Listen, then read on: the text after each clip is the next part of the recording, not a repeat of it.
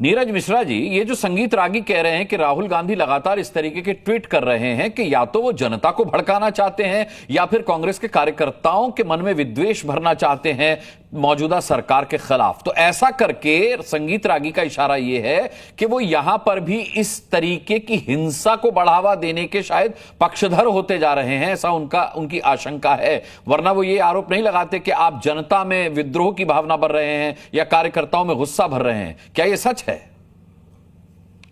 अनुराग जी, देखिए ना, संगीत रागी ये बात इसलिए कह सकते हैं क्योंकि भारत के इतिहास में राहुल गांधी ऐसा 2 बार हुआ है देश में कि नेताओं ने करना चाहते हैं। देखिए, वो साफ कह रहे हैं राहुल गांधी देश में इस तरह की अराजकता फैलाना चाहते हैं। देखिए ना अनुराग जी, मैं यही बात कह रहा था कि संगीत रागी ये बात बहुत अच्छे से आपको इसलिए बता पा रहे हैं क्योंकि भारत के इतिहास में ऐसा 2 बार हुआ है। एक बार जेपी के आंदोलन में और एक आज से 10-11 साल पहले दिल्ली की सड़कों पर आपने देखा था। और उस दोनों के बैकग्राउंड में वो संघ परिवार था जहां से ये आते हैं। और उन मंचों से खुले तौर पर ये कहा जाता था कि देश की जो सरकारें हैं, देश के अंदर जो व्यवस्था करने वाली जितनी एजेंसीज हैं, उनके खिलाफ आप सड़क पर आ जाइए और विद्रोह करिए। तो संगीत रागी तो इस बात को समझते होंगे। राहुल गांधी तो पूरी दुनिया में घूमकर जो संदेश देते हैं वो तो ये संदेश है कि हमारे देश का संविधान और हमारे देश का जो लोकतंत्र है उससे मजबूत तो पूरी दुनिया में कोई नहीं। क्योंकि 2014 से लेकर आज 2025 तक मैं आपको वाकया गिनवाना शुरू करता हूं कि किस तरीके से भाजपा ने लोकतंत्र की हत्या करने की बार बार कोशिश की।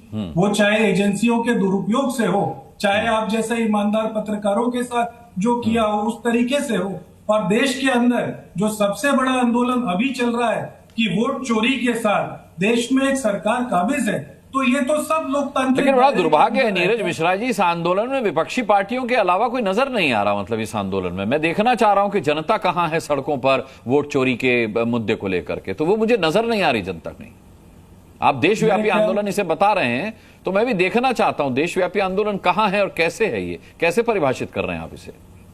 अनुराग जी, मुझे लगता था कि कैमरे का लेंस जो है ना वो नारंगी नहीं होता है। हाँ, नहीं होता भी नहीं, सही लगता है कि वो मुझे लगा कि नारंगी हो गया क्योंकि वो जो 89 लाख कंप्लेंट्स अभी बिहार की चुनाव के अंदर एसआईआर के लिए बिहार की जनता ने दी है, वो 89 लाख कंप्लेंट्स तो आपको नहीं दिखी। और यही अब जब बंगाल से आवाज उठ रही है कि यहाँ पर जब ये एसआईआर की कार्रवाई अगर इस तरीके से करेंगे तो उसको रोका जाएगा, यही आवाज तमिलनाडु से आ रही है। और देश की जनता बार बार ये सवाल पूछ रही है कि कैसे एक लोकसभा के अंदर ये लगातार जो वोट बढ़ने की प्रक्रिया है वो कैसे हो जाती है। चलिए, वोट चोरी के मसले पर डिबेट नहीं है और इस पर हम कई बार डिबेट कर भी चुके हैं। मैं इस मुद्दे से भाग नहीं रहा, लेकिन डिबेट आज किसी दूसरे मुद्दे पर है। अनुराग भदौरिया का मैं रुख करूं इससे पहले एक छोटा सा कमेंट। राम कृपाल जी अब 2 बार हंस चुके हैं नीरज मिश्रा जी की बात सुनकर के, वजह?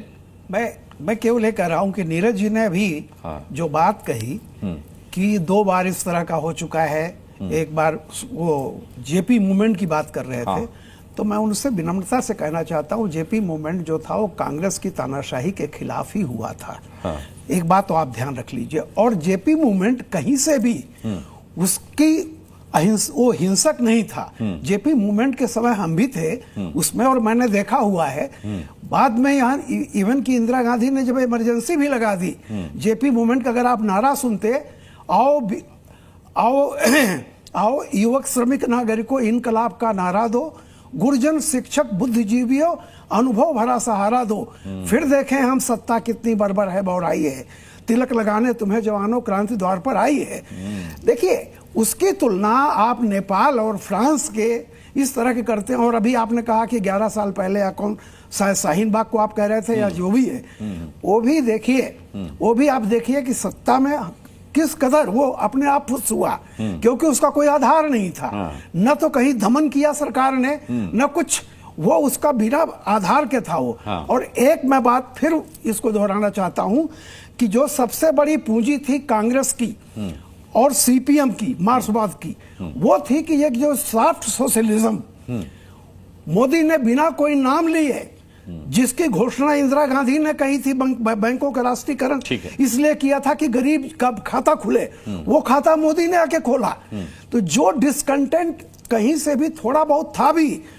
मासेस के लिए मोदी ने, और जो 3 बार प्रधानमंत्री बने हैं, सिर्फ इसलिए कि उन्होंने मासेस के डिस्कंटेंट को कम किया है, बहुत हद तक उसको कम किया है। ठीक है, ठीक है रामकृपाल जी, मैं लौटूंगा आपके पास। नीरज मिश्रा जी, आप पता नहीं क्या दिखा रहे हैं, आजकल एआई का जमाना है, पता नहीं मोबाइल पर क्या क्या आ रहा है। अगर कुछ जी की रिपोर्ट हो तो दिखाइएगा मुझे, वरना इसके अलावा मैं किसी पे यकीन नहीं कर पाऊंगा। आजकल बड़ी फैब्रिकेटेड खबरें भी चल रही हैं। मैं आपके पास लौटूंगा सर, नीरज जी मैं आपके पास लौटूंगा। मैं अनुराग भदौरिया का रुख करूं, देखिए डिबेट से डिरेल हो जाएंगे हम, फिर इसी मुद्दे पर चले जाएंगे ना। मैं हमारे डिबेट का टॉपिक आज कुछ और है। अनुराग भदौरिया जी, जब भी ये पड़ोसी देशों में कॉन्फ्लिक्ट हुआ है, इस तरीके का आपदा आई है, तो हमारे देश में विपक्ष को उसमें अवसर क्यों नजर आ रहा है? हमेशा जब बांग्लादेश में हुआ तब भी विपक्ष ने इस तरीके के एक्सपर्ट पोस्ट लिखे कि भाई बांग्लादेश के रास्ते पर जा रहा है हमारा देश। अब नेपाल में जब ये सब हिंसा हो रही है तब भी विपक्ष के कुछ नेता लिख रहे हैं कि किसी भी देश में ये हो सकता है। संजय राउत और एसपी, देखिए मैं आपका जवाब दे रहा हूं, उसके पहले मैं बता दूं कि रामकृपाल जी के लिए तो देश के अंदर अब गरीबी बची नहीं। इनकी गरीबी जरूर दूर हो गई है, बीजेपी की गुणगान करते करते इनको अपना काम ज्यादा से ज्यादा मिलता जा रहा है। तो इनको लग रहा है पूरे देश में अब गरीब कोई बचा नहीं है। 1971 में, रुकिए सुनिए, 1971 में तो गरीबी की बात, ये कांग्रेस की विपक्ष की बात करेंगे, लेकिन सत्ता के खिलाफ बोलने की ना इनकी हिम्मत है, बताइए, और ना ही ये हिम्मत जुटा। रामकृपाल जी को फिर आप समझे नहीं है। रामकृपाल जी लगातार मेरी डिबेट में रेगुलर रहते हैं और बेबाक बोलने के चलते मैं आपको बता रहा हूँ, रामकृपाल जी को पर आप संदेह नहीं कर सकते। मैं तो किसी के, अरे सुन तो लीजिए मेरी बात, अरे सुनिए, अब मैं बोल रहा हूँ, आप बोलने लगे, अब आप सर्टिफिकेट मत दीजिए। नहीं, मैं सर्टिफिकेट नहीं दे रहा हूँ सर, आप एक वरिष्ठ पत्रकार पर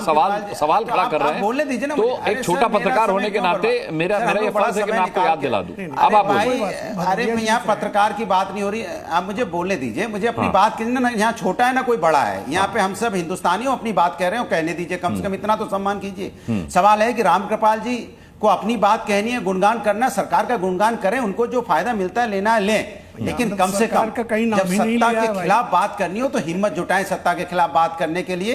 एक बात, दूसरी बात, संगीत रागी जी का देखिए आप, कमाल की बात आप कर रहे हैं, नेपाल पे वो आ गए हिंदू मुस्लिम पे। मतलब ये जो लोग हैं जो समाज के अंदर में नफरत की राजनीति बोलते हैं, इनको तो सबसे पहले निकाल देना चाहिए और इनको डिबेट से भी हटा देना चाहिए। ऐसे लोगों को मीडिया में बुलाना नहीं चाहिए जो हिंदू मुस्लिम के अलावा दूसरी बात नहीं करते। आप बात कर रहे हैं कि कैसे देश में, किसी देश में हिंसा हो रही है, वो हमारे देश में हिंसा की, भाई हिंदू मुस्लिम की बात करने लगे। भाई अरे भाई, हिंदुस्तान तो हिंदू मुस्लिम सिख ईसाई अगले पिछड़े सबसे मिलकर बना है, तभी तो हमारा देश लोकतंत्र इतना मजबूत है, तभी तो हमारे देश का पूरे विश्व में नाम है, क्योंकि यहाँ सभी धर्मों के, सभी जातियों के लोग रहते हैं, विभिन्न वेशभूषाओं के लोग रहते हैं, उसके बाद भी हमारा इतना मजबूत लोकतंत्र है। अब सवाल यह है कि हम किसी हिंसा की वकालत नहीं करते, हिंसा के खिलाफ है।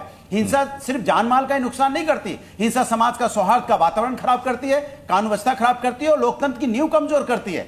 जो नेपाल में देखने को मिल रहा है, वो क्यों हो रहा है? वो इसलिए हो रहा है क्योंकि असामान्यता बार बार झेल रहे थे वहां के लोग। वहां की यूथ ने क्या कहा? वहां की यूथ यही कह रहा है ना कि नेता के बच्चे बड़े बड़े विदेशों में जाके रह रहे हैं, विदेशों में आराम से 5 स्टार होटल वगैरह वगैरह।